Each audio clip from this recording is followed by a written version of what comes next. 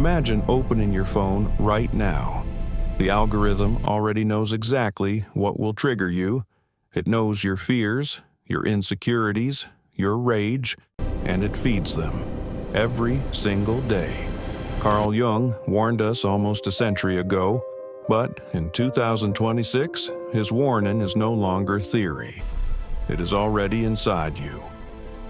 Carl Jung spent his life mapping the hidden landscape of the human psyche. He discovered what he called autonomous complexes, parts of your mind that live their own lives inside you. Think of them as inner demons. They carry your shame, your fear, your repressed anger. Jung called their home the shadow, the dark half of your personality that you refuse to look at. He wrote, "The shadow is a moral problem that challenges the whole ego personality." In other words, becoming whole requires facing what you hide from yourself. It takes effort. It takes courage.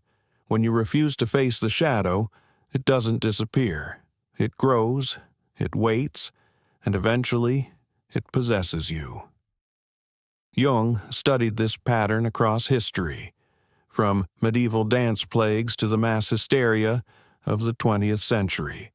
Whenever people stopped doing the inner work, the shadow took over, not just individuals but entire nations. He called these events psychic epidemics, and he warned they would return. Today, the shadow has found the perfect ally: artificial intelligence. It feeds your demons in 3 ways. First, hyper-personalization. The algorithm studies you, what you click, what you pause on, what makes your heart race. It builds a map of your emotional weak points, a map more detailed than anything you could build yourself. It knows your shadow better than you do, and it uses that knowledge not to heal you, but to keep you scrolling. Second, it does the thinking for you. When artificial intelligence decides what you see, what you read, what you believe, you stop confronting your own darkness. The shadow needs to be challenged, but the algorithm never challenges you. It only confirms. Third, echo chambers. Your repressed fears and rage get amplified by thousands of voices saying the same thing. What was once a whisper inside you becomes a roar, and because everyone around you is roaring too, it feels normal. The ancients had oracles. They had to travel for miles, wait for days, to hear what the gods wanted them to fear. Now the oracle comes to you. It whispers in your pocket 24 hours a day, and it never stops. Your smartwatch knows when you're sad, when you're lonely, when you're angry, and it feeds that data back into the machine. So the next piece of content hits even harder. Jung would recognize this instantly. In Greek myth, the nymph Echo fades away until only her voice remains, repeating what others say with nothing of her own left. Are we becoming Echo, repeating what the algorithm feeds us until we have no voice of our own? Look at the world right now. The rage, the polarization, the inability to listen. Millions of people report feeling possessed by emotions they cannot control, especially among young people, the generation raised by algorithms. Psychologists call it identity fragmentation.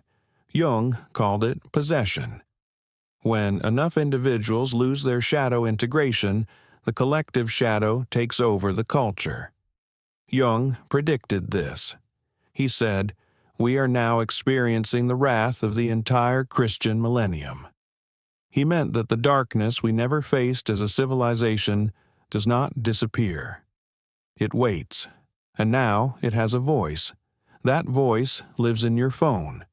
But Jung did not just warn us. He left us the cure. First, shadow work. Face the demon through honest self-examination. Every evening, ask yourself one question. What emotion did I feel today that was not truly mine? Was it my anger? Or was it fed to me? Was it my fear? Or did the algorithm plant it? Write it down. Name it. Because what you name, you can control. Second, the Stoic mirror. Ask yourself every evening, what part of me did artificial intelligence feed today? Did I scroll because I wanted to, or because something inside me needed to be numbed? This is not about guilt. It is about awareness. Third, voluntary disconnection. 1 day a week without the algorithm. No feeds, no recommendations, no oracle. It will feel uncomfortable at first. That discomfort is your shadow losing its supply. 1 unplugged day a week starves the demons. When you integrate the shadow instead of feeding it, something shifts. The algorithm still tries. It always tries, but you no longer react. You respond. You stop being possessed and start becoming whole. Carl Jung was not warning us against technology. He was warning us against forgetting ourselves.